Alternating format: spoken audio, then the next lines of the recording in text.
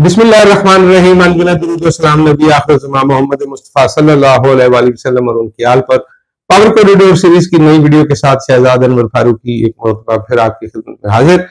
और आज इस वीडियो में हम बात करेंगे आज जो सुप्रीम कोर्ट ऑफ पाकिस्तान में जो कार्रवाई हुई और किस तरह से बेंच टूटा और वहां पर क्या वाकयात थे, जो दिलचस्प बातें थी, वो आज हम जानेंगे। और आज हमारे साथ आजम गिल साहब मौजूद हैं। आजम गिल साहब हमारे बड़े मोहतरम कोलीग हैं और ये नवाब वक्त अखबार के लिए सुप्रीम कोर्ट ऑफ पाकिस्तान की कवरेज करते हुए आ रहे हैं और मेरे नजदीक इनकी जजों से बड़ी अच्छी खासी वाकफियत भी है, अंदर की कहानियां भी होती हैं इनके पास।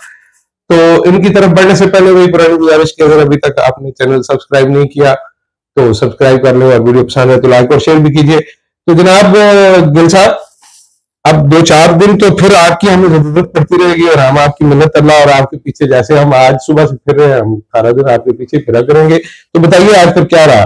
एक तो सर सबसे पहले तो बहुत शुक्रिया आपका।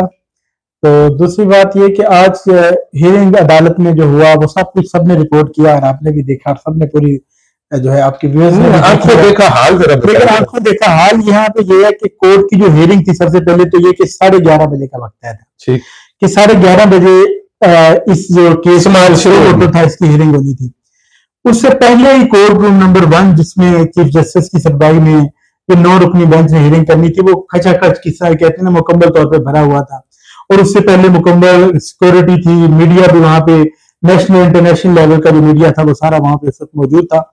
लेकिन 11:30 बजे से इंतजार शुरू हुआ कोर्ट का कि बेंच कब आएगा। तो इंतजार वो 1 घंटा, आधा घंटा, 1.5 घंटा, 2 घंटे जो है तकरीबन 2 घंटे ताखीर से मुकदमा की समाअत का आगाज हुआ। लेकिन मुकदमा की समाअत से कभी जो है वो कमरा अदालत नंबर 1 में मुख्तलिफ पॉलिटिशियन जिस तरह से पीटीआई के खसूस, एक तो शेख रशीद साहब कमरा अदालत नंबर 1 में मौजूद थे और उसके साथ साथ जो फवाद चौधरी साहब हैं वो मौजूद थे, शिरीन हजारी साहब मौजूद थी। और पाकिस्तान मुस्लिम लीग नून की अगर हम बात करें तो वहां पे पाकिस्तान मुस्लिम लीग नून की नुमाइंदगी कमरा अदालत नंबर 1 में किसी किस्म की मौजूद नहीं थी। और बाकी भी पीडीएम से फरतुल्लाह बाबर साहब जो थे पीपल का तो वो वहां पे मौजूद थे। तो जब हियरिंग शुरू हुई उससे पहले जो है वो ड्रामाई अंदाज में जिस तरह से अचानक हमें पता चला कि 9 जज आ गए, 9 जजेस बिल्कुल कमरा अदालत में नहीं है। जब हियरिंग शुरू हुई है उससे कब की बात बता रहा हूं, तकरीबन कुछ ही मिनट्स के पहले पता चला कि जो है वेबसाइट पर, सुप्रीम कोर्ट की वेबसाइट पर एक आर्डर जो है वो जारी कर दिया गया है। अब बड़े हम सस्पेंस में कि अभी हम बैठे हुए कमरा अदालत तो कुछ हुआ ही नहीं, बाहर जाएं। तो फिर जब हमने वेबसाइट देखी तो वेबसाइट पे वैसी बात है काफी लोड था, हर बंदा वेबसाइट को सर्च आउट कर रहा था। तो फिर वहां पे हमने वो वेबसाइट देखी तो पता चला कि 23 जो फरवरी का तहरीरी आर्डर था, जो जुम्मे वाले दिन जो हियरिंग हुई थी जिसमें जो चीफ जस्टिस ने किसी मंडे तक के लिए 9 रुकनी बेंच में जो हियरिंग की थी और मंडे तक के लिए केस को मुअख्खर किया था, तो उसका तहरीरी आर्डर जारी कर दिया गया। अब हम सारे उस आर्डर को पढ़ना शुरू हुए, पूरे जो है वो आर्डर पढ़ा तो बड़ा हैरान कर मामला था कि उसमें 4 जजेस ने बेंच का हिस्सा बनने से जो है माजरत की हुई थी। 4 जजेस उस बेंच का हिस्सा नहीं बन रहे थे और बल्कि उनमें ये कहा गया था कि बेंच जो है दोबारा कॉन्स्टिट्यूट किया जाएगा। चीफ जस्टिस ने जो ऑर्डर लिखा था उसमें, तो वो बेंच दोबारा तश्कील होगा, बेंच टूट गया। ये चीफ जस्टिस की तरफ से लिखा हुआ था बेंच दोबारा कॉन्स्टिट्यूट को चीफ जस्टिस को इस मामले को फाइल ये 4 जजेस ने अपने इख्तिलाफी नोट में लिखा कि हम इसका हिस्सा नहीं बनना चाहते और आप बेंच दोबारा तश्कील दें, या ये चीफ जस्टिस ने कहा कि चूंकि बेंच टूट रहा है तो मैं ये बुनियादी तौर पर जो पूरे केस का ऑर्डर था ना उसके अंदर ये चीज मेंशन थी कि बेंच जो है वो दोबारा कॉन्स्टिट्यूट होगा, दोबारा तश्कील होगा। तो वो फाइल चीफ जस्टिस के पास, वही बात एक डेकोरम होता है, चीफ जस्टिस ने जब ये सारा मामला हुआ आर्डर अभी पढ़ी गई तो थोड़ी देर तक जो है वो बेंच चीफ जस्टिस की सरबराही में 5 रुकनी बेंच जो है वो कमरा अदालत नंबर 1 में दाखिल होता है। जब चीफ जस्टिस के साथ बाकी 4 मौजूद जज साहबान को देखा है तो बड़ा हैरान का मंजर था कि बाकी 4 जजेस जो है वो इस वक्त कमरा अदालत में नजर नहीं आ रहे। तो लेकिन वो तहरीरी आर्डर ऑलरेडी वो है वो जारी किया जा चुका था। तो जब उसे पढ़ा गया तो उसमें सबसे जो अहम बात थी, 4 जजेस जो एक तो चीफ जस्टिस साहब खुद, उसके बाद मंसूर अली शाह साहब, जस्टिस मुनीब अख्तर साहब और उसके साथ जस्टिस जमाल खान मंदोखेल साहब और उसके साथ जस्टिस मोहम्मद अली मजहर साहब, वो कमरा अदालत में मौजूद थे। जबकि 4 जजेस जो कमरा अदालत में नहीं आए थे, उनमें एक तो 2 जजेस वो थे जिन पर हुकूमत भी एतराज कर रही थी, बार काउंसिल भी अपने तहफ़्फ़ुज़ात का जस्टिस इजाजुल हसन था, और दूसरे जस्टिस मज़ाहिर अकबर नकवी साहब जो थे वो कमरा अदालत में नहीं आए थे। तो उनके साथ 2 और जजेस थे, एक तो जस्टिस जो है वो याहिया अफरीदी साहब, और उसके साथ जस्टिस अतहर मिनल्ला साहब जो थे वो हियरिंग में नहीं आए थे। तो उनकी जानिब से जो ऑर्डर आज जारी किया वो बड़ा जो है वो हियरिंग से ज्यादा जो है वो ऑर्डर तहरीरी तौर पर जारी है, वो बड़ी अहमियत का अमल है। क्योंकि उसमें एक तो जस्टिस अतहर मिनल्ला साहब का जो इख्तिलाफी नोट, दोनों ने इजाफी नोट लिखा है, उसमें बड़ी एक अहम बात की है कि जो ऑर्डर कोर्ट के अंदर चीफ जस्टिस ने तहरीर करवाया, डिक्टेट करवाया है, वो तहरीरी ऑर्डर के अंदर मतलब वो तक नहीं रखता। ठीक, सबसे अहम बात इसमें मेरे ख्याल में एक तो वो ये थी। और दूसरी बात उन्होंने जो असेंबलियों के हवाले से कहा था कि असेंबलियां जो तहलील की गई हैं पंजाब और केपीके की असेंबली, ये आईनी और कानूनी तौर पर क्या की गई है, एक उनका ये नुकता था। और दूसरा ये था कि मामला जो है वो 1 मिनट के लिए मैं रोक सकता हूँ? जी जी। दस्तूर में ये लिखा हुआ है कि वजीर आजम या वजीर आला जब ये तय कर ले कि मैंने असेंबली तोड़नी और वो एडवाइस दे दे, उसके लिए कोई प्री रेक्विजिशन नहीं है, कोई कंडीशन नहीं लगाई गई कि ऐसा होगा तो फिर वो उसके पास इख्तियार होगा। उसमें कोई शर्त नहीं है कि वो ये देखे कि मुल्क के हालात क्या है, मईशत के हालात क्या है, पोलिटिकल सिचुएशन क्या है। ये तो एक सीधा सीधा उसके पास एक इख्तियार है कि वो जब चाहे तोड़ सकता है। तो ये फाजिल जायज साहिबान जो है वो इसमें से कुछ आपके ख्याल में निकालना चाह रहे हैं? बुनियादी तौर पर ये सारा जो कोर्ट की हियरिंग थी, एक तो पहले वो जारी थी कि इलेक्शन की तारीख के हवाले से, असल केस ये था ठीक है तो इलेक्शन की तारीख देना किसका जो है वो दायरा अख्तियार है। ठीक है, लेकिन जब जस्टिस अतहर मिनल्ला साहब ने ये सवाल उठाया कि क्या जो असेंबलियां तहलील की गई हैं ये आईनी और कानूनी तौर पर की गई है, इससे जो है वो केस की जो डायरेक्शन है वो काफी हद तक जो है अदालत के अंदर और बाहर जो है वो माहौल जो है वो डिफरेंट हो गया। लेकिन उनका एक और नुकता जो था वो ये था कि मामला ऑलरेडी सूबाई आईनी अदालत में मौजूद है, तो इस मामले को सुप्रीम कोर्ट का पहले से टेकअप करना ये कबल वक्त है। नहीं, लेकिन इसका मतलब ये है कि आप 90 दिन की कैद को जो आइन की तरफ से लगाई गई है आप उसको जेल में नहीं रखना चाह रहे, आप खुला टाइम देना चाहते हैं। जैसे केपीके में उन्होंने 21 दिन का वक्त दिया जवाब देने के लिए, इधर भी पेंडिंग पड़ा हुआ था, पंजाब में भी लाहौर हाई कोर्ट में। बेसिकली इसमें जैसे 90 दिन तक कैसे बुनियादी तौर पर जैसे अतहर मिनल्ला का इसमें नुक्ता नजर पॉइंट ऑफ व्यू ये था कि वो ये चाह रहे थे कि मामला ऑलरेडी हाई कोर्ट में जेर समात है। ठीक है, तो जो मामला ऑलरेडी किसी कोर्ट में जेर समात होता है तो उस पर सो मोटो नहीं कोर्ट को लेना चाहिए, ये राइट ऑफ अपील खत्म न हो। अब वक्त है मामला कोर्ट सुप्रीम कोर्ट में आएगा तो ये वहां पे तब देखा जा सकता है, उनके जानब से ये मौकफ था। जबकि दूसरी तरफ मंसूर अली शाह ने अपना जो है जस्टिस मंसूर अली शाह साहब ने अपना इजाफी नोट भी लिखा, लेकिन उसके बावजूद वो बेंच का हिस्सा रहे। उन्होंने नोट में बुनियादी तौर पर जो नुक्ता लिखा था उन्होंने ऑडियो लीज का मामला उठाया था। ठीक है, ऑडियो के मामले में जस्टिस मज़ाहिर अकबर नकवी की जानब से किसी भी फोरम पर कोई जवाब जो है वो नहीं दिया गया, जबकि उनके खिलाफ बार काउंसिल की जानब से रेफरेंस भी दायर किया गया है। ठीक है, तो उनका ये नुक्ता नजर था कि इनको उस मामले में नहीं आना चाहिए, उस पर अपना मौका मानना चाहिए। तो दूसरा उनकी जानब से ये था कि सीनियर जजेस को, जो सीनियर जजेस हैं जो कि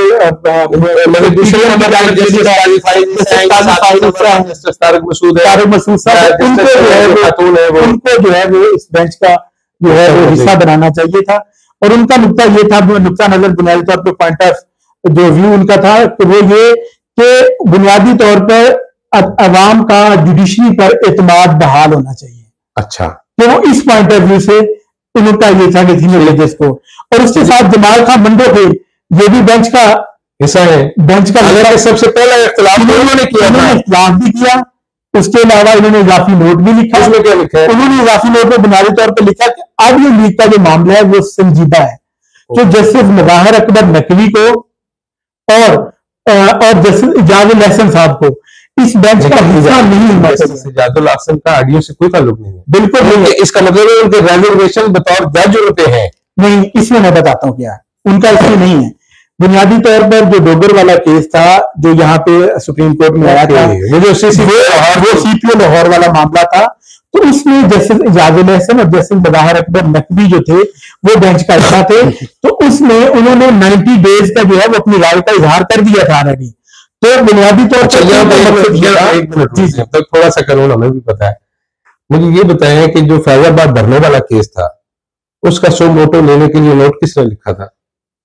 जस्टिस काजी फाजिल साहब। तो जिस बेंच ने उस मामले की समाअत की थी क्या वो उसका हिस्सा थे? जिस बेंच ने फैजाबाद भरने का फैसला लिखा या सुना उसको काजी फाइजी से उसके हिस्सा थे? बिल्कुल थे।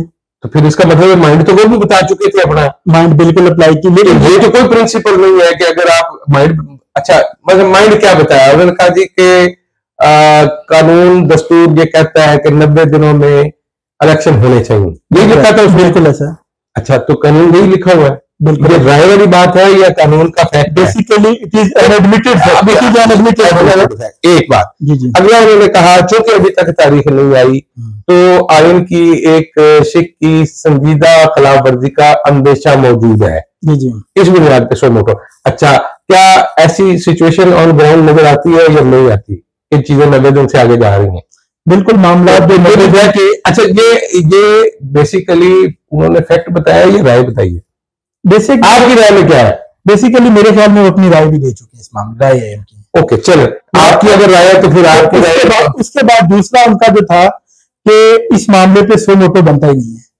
अच्छा ठीक है। ये इनकी सारे मामले में राय इनकी थोड़ी डिफरेंट थी कि सो मोटो इस मामले पे बनता ही नहीं है। लेकिन इसमें जो दो स्पीकरों की है पिटीशन दरखास्तें ऑलरेडी और एक गालिबन शोएब शाहीन साहब की बिल्कुल इस्लामाबाद हाई कोर्ट जो है सदर क्या नहीं है लेकिन वो उसमें थे तो उन्होंने दायर की थी। बिल्कुल वो दरखास्तें भी हैं लेकिन बिल्कुल इसके अंदर हाँ इसी सवाल तो वही है।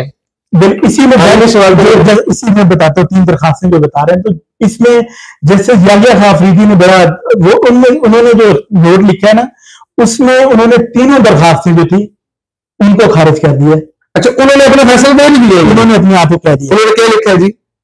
उन्होंने बेसिकली उनका ये मौकफ है 3 दरखास्तें एक तो मैंने खारिज किया और दूसरा आज को नोटिस बुनियाद पे उसकी ग्राउंड्स भी तो लिखी होगी उनका बुनियादी वो बेसिकली वो जब शॉर्ट ऑर्डर में उन्होंने ज्यादा एक्सप्लेन नहीं इसको किया लेकिन उनका ये भी जतन मुल्ला साहब से मिलता जुलता मिलता जो है वो अपना बिल्कुल सेम उनका पॉइंट ऑफ व्यू कहते हैं कि मामला जब किसी अदालत में जेरे समाअत हो तो उस वक्त सो मोटो नहीं बनता। ठीक हो गया चले। अतर मुल्ला साहब का भी यही नुक्ता नजर है और उन्होंने भी ये किया है और बेंच में होना या ना होना इसका फैसला उन्होंने चीफ जस्टिस साहब की कर दिया है।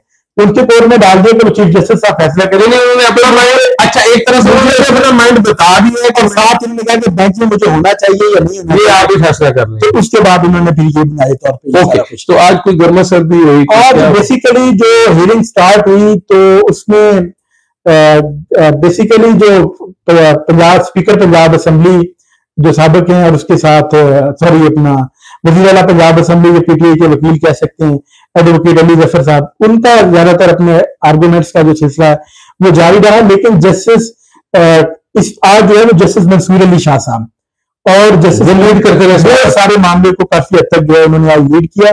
जबकि चीफ जस्टिस साहब जो थे वो आज बैकफुट पे नजर आए जो बैकफुट नहीं कहा जा सकता बेसिकली एक एटमॉस्फेयर जो था साथी जजेस भी था और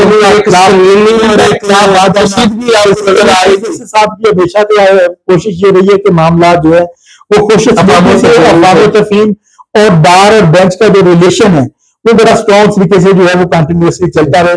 लेकिन आई थिंक वो अपने घर को नादर रखने में सारे मामले वो ये सारी चीजें जो थी वो मेरे बहस आ रही थी कि जजेस में अपने इख्तिलाफात ये चीजें जो थी शायद चीफ जस्टिस साहब आज इस सारे मामले से काफी हद तक जो थे वो डिस्टर्ब थे और डिसअपॉइंट नजर आ रहे थे ये चीजें नजर आ रही थी।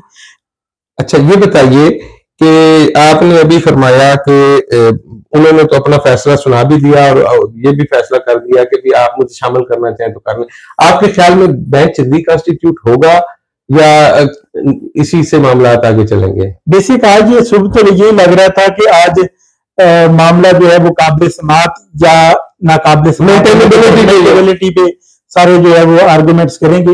लेकिन जब कोर्ट की हियरिंग स्टार्ट हुई तो थोड़ा वो मामला डिफरेंट लग रहे थे क्योंकि कभी इम्कान यही था कि आज चीफ जस्टिस साहब जिस तरह से पीडीएम ने पाकिस्तान बार काउंसिल ने या बाकी बार्स की जानब से जो जो प्रेशर क्रिएट किया गया, प्रेशर था कि फुल कोर्ट जो है वो तश्कील दिया जाए, तो ये फुल कोर्ट जो है वो बनाया जाएगा। और आज का जस्टिस काजी फाजिल साहब जिनका बेंच कराची में था, तो उन्होंने भी अपना बेंच जो है मनसूख करवाया था, और वो भी शायद उनको शामिल किया जाए। बहरहाल जो भी उसके पीछे रीजनिंग थी, तो वो भी आज इस्लामाबाद के अंदर मौजूद थे, आज कराची में होना था।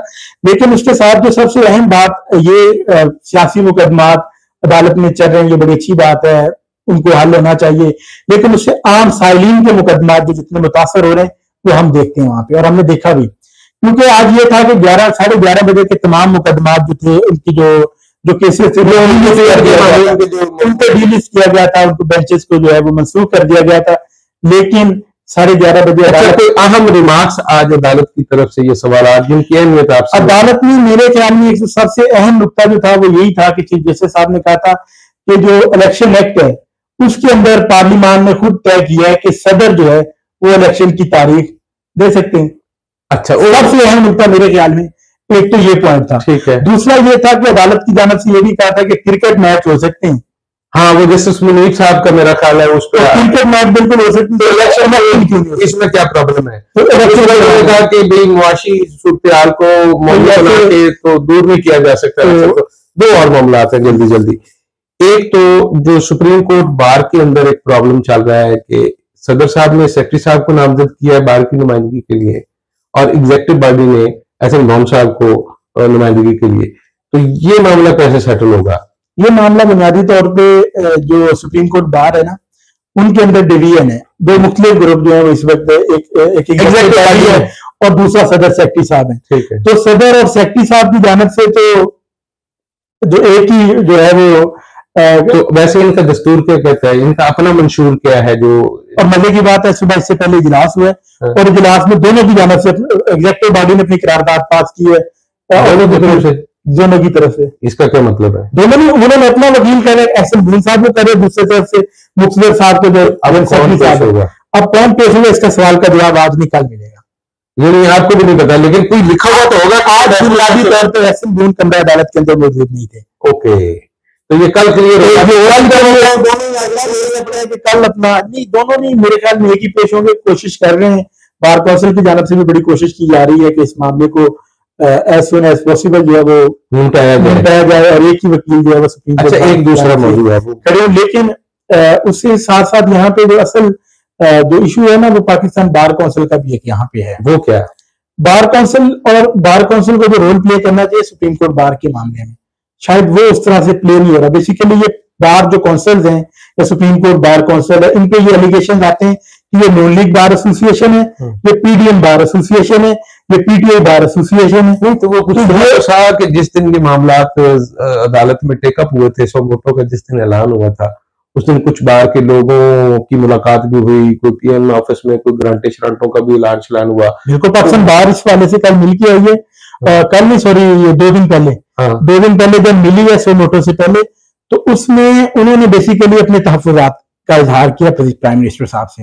उनमें एक तो जस्टिस काजी फाजिल साहब वाली मामला था कि उसको विड्रॉ करें। आप कहां से विड्रॉ करें? सुप्रीम कोर्ट से, हुकूमत की जानब से वो दरखास्त थी। अच्छा, ठीक है। उससे वो जस्टिस, तो वो बता रहे उनके जानब से जब मेरी पाकिस्तान बार साहब को, जस्टिस काजी फाजिल साहब को किस केस से विड्रॉ करें? काजी फाजिल साहब का एक केस ऑलरेडी सुप्रीम कोर्ट में जो जुडिशियल, अच्छा, जो रेफरेंस वो मिला था उसके हवाले से, तो वो ये चाह रहे थे कि वो 15 साल में ऐलान किया था कि वो उसको वापस ले रहे हैं, लेकिन किसी टाइम पे उसके उनके लिए किसी का ठीक हो गया। वो जो शिकंजा है वो तो कहीं और से आए वो। लेकिन इससे पहले बिल्कुल ये है कि मेरी बात है, बाबे ने भी बाबे से पूछ के बताना ना। नहीं, वो तो ठीक है। अच्छा, तो बार काउंसिलों ने, इसका मतलब ये है कि आपकी नजर में वो कोई पीएम ऑफिस में बातचीत हुई और उसके बाद उन्होंने वो उससे डिवाइड हो गई जो बार है। एक बात आप भी जानते हैं कि बार की जो एफिलिएशन है वो होती है, हाँ। चाहे वो किसी न किसी अब सियासी पार्टी से हो या सियासी पार्टी या किसी पर से हो। अब देखिए, अब तो थोड़ा सा कंटेम्प्ट ऑफ कोर्ट का नहीं है सिस्टम। जब साकिब निसार साहब थे तो ये बार के लोग ही कंटेम्प्ट ऑफ कोर्ट के जो प्रोसीडिंग होती थी वहां पर बतौर वकील जो है वो काउंसिल पेश होते थे। तो उसका बुनियादी तौर पर जस्टिस क्या होता था, एक स्ट्रॉन्ग फेस कोर्ट के अंदर पेश हो रहा है और वो रिलीफ मिलना है, केस नहीं देखना, फेस देख के करना है। अच्छा। तो आज सुबह साहब एक और बात भी थी कि जो है वो आज कमेटी रूम के अंदर इजलास भी हुआ जुडिशरी का, जजेस का जो है, और बड़ा तवील वक्त के लिए आज इजलास जो है उसमें क्या हुआ, और उसमें बुनियादी उसी की वजह से समाअत लेट हुई, उसी की वजह से समाअत जो है वो ताखीर का शिकार हुई और उसके बाद ही आर्डर जारी हुआ है। इसके मामले में आप समझते हैं कि अंदर खासी बहस भी हुई और उसपे आर्गुमेंट्स का बिल्कुल उसके बाद ये सारी चीजें हैं। लेकिन उसमें एक आज ये भी था कि जैसे जमाल खान मंडोखेल का जो एक नोट था जो उन्होंने फ्राइडे वाले दिन मीडिया को आ गया, जो फारूक नाइक साहब ने जब पढ़ा था तो उस वक्त चीफ जस्टिस साहब और बाकी सारे लोग जस्टिस का शिकार थे कि ये किधर से आ गया, ये कहां से आ गया। आज भी जो है इस बात को चीफ जस्टिस साहब ने भी एड्रेस किया है, कोशिश करेंगे इस मामले को जो है वो पहले कोई भी नोट है या आर्डर है वो पहले वेबसाइट पे आता है और उसके बाद जो है वो पब्लिक किया जाता है। तो ये चीजें हैं। लेकिन अब आने वाले दिन इस हवाले से भी बड़ी अहमियत के अमल है कि मुल्क की तारीख, मुल्क की सियासी तारीख किस कदर बैठती है और क्या आने वाले फैसले होते हैं। जो तो ये आने वाले जो है पिछले एक दो दिनों में तक जो है वो की इजाजत। आज एक खत लिखा गया पीटीआई की तरफ से स्पीकर कौमी असेंबली को कि जनाब वो चूंकि लाहौर हाई कोर्ट ने वो 33 लोगों की मेंबरशिप वाला फैसला जो है इलेक्शन कमीशन का मुअत्तल कर दिया, उसका नोटिफिकेशन भी हो गया है, नोटिफाई हो गया नोटिफिकेशन, तो आप हमारा शाह महमूद कुरैशी को अपोजिशन लीडर मुकर्रर कर दें। स्पीकर ने कहा सवाल ही पैदा नहीं होता, ये दरखास्त मैं खारिज करता हूँ और ये इसका अगला मतलब ये है कि अब ये अदालत में जाएगा मामला। बिल्कुल ऐसा। तो आपने अभी थोड़ी देर पहले एक आर्गुमेंट दिया कि ये बड़ी अच्छी बात है कि ये मामला अदालतों में आ रहे हैं। आमतौर पे तो लोग ये कहते हैं कि ये कोई अच्छी बात नहीं है, सियासतदानों को अपने मामला खुद तय करने चाहिए। नहीं, मैं इसमें अच्छी बात है कि अदालतें सियासी मुकदमा सुने, ठीक है, आ रहे हैं सुने, लेकिन आम फाइलिंग के मुकदमा जो है वो नहीं होने चाहिए। बिल्कुल ठीक है। कल परसों उन्होंने एक वो हैंडआउट भी जारी किया था कि मुकदमात जो ज़ेर इल्तिवा है उनकी तादाद में कमी हुई। कितनी कमी हो गई है? बुनियादी तौर पे ये सैकड़ों के हजारों के हिसाब से मुकदमात जो है हम नहीं कहते, ये सैकड़ों के हिसाब से जो मुकदमात हैं उनके उनमें जेरे के लिए अभी भी सुप्रीम कोर्ट में 52,000 से ज्यादा जेरे इल्तिवा मुकदमात की तादाद, कोई ज्यादा कम नहीं है, बहुत ज्यादा तादाद। लेकिन अभी 2 जजेस जो है वो भी सुप्रीम कोर्ट में अभी कम है। लेकिन यहाँ पे एक और बात, अगर सुप्रीम कोर्ट से हट के पूरे मुल्क भर की अगर जुडिशरी की बात करें, तकरीबन मैंने एक स्टोरी कुछ अर्सा पहले की थी कि 1011 जजेस की वैकेंट पोजीशनें हैं। इसको यहीं पर रोक लेते हैं। खवातीन हज़रात, आज आजम गिल साहब ने हमें सुप्रीम कोर्ट ऑफ पाकिस्तान की कार्रवाई का हम खुद एक हाल और कुछ अपना जो राय थी कि वो इसको किस नजर से देख रहे हैं वो उन्होंने आपके सामने रखा। और ये इनके पास ये जो अभी बात है कि कितने जजों की सीट खाली है सुप्रीम कोर्ट में, कितना है, ये अलग से एक टॉपिक है, किसी दिन उनसे इनको घेरेंगे और कल कोशिश करेंगे कि कल भी इनसे आंखों देखा अहवाल भी लें और अगर टाइम से आ गए तो शायद इनसे पंजाबी वाली वीडियो भी करेंगे। लेकिन जाने से पहले एक छोटा सा वाकया आपको पेश करता हूं कि आपने अक्सर देखा और सुना होगा कि किसी शख्स का एक्सीडेंट हो जाता है और या किसी को कुछ को मार देता है, कोई लड़ाई हो जाती है और आप एक थाने जाते हैं, वो कहते हैं ये हमारी हदूद नहीं है, आप फलाने थाने जाए, फलाने थाने वाले कहते हैं नहीं जी हमारी हदूद तो इधर खत्म हो गई। और हदूद की लड़ाई में वो बंदा जो है वो दरमियान में पड़ा रहता है, वो एक ऐसी लावारिस लाश होती है जिसका कोई वाली वारिस नहीं होता। तो इस वक्त दस्तूर पाकिस्तान जो है वो आप समझ लीजिए कि उसका खुदा खास्ता मेरे मुंह में खाक कि उसको खतरा लाहक है। और कुछ जजेस ये कहते हैं कि ये हाईकोर्ट की जुरिस्डिक्शन है, पहले वो सुन के आए। कुछ लोग कहते हैं कि कोई बात नहीं, 90 दिन से आगे भी गुजर गया तो कौन सा आसमान या क़यामत टूट पड़ेगी, तो हम बाद में देख लेंगे जब सुप्रीम कोर्ट में आएगा। तो ये इस तरह की एक सूरत हाल है। अब आप इसको किस नजर से देखते हैं?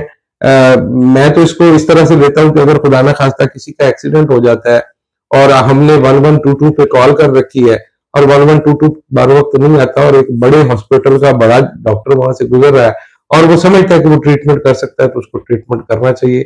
आपकी इस बारे में क्या राय है?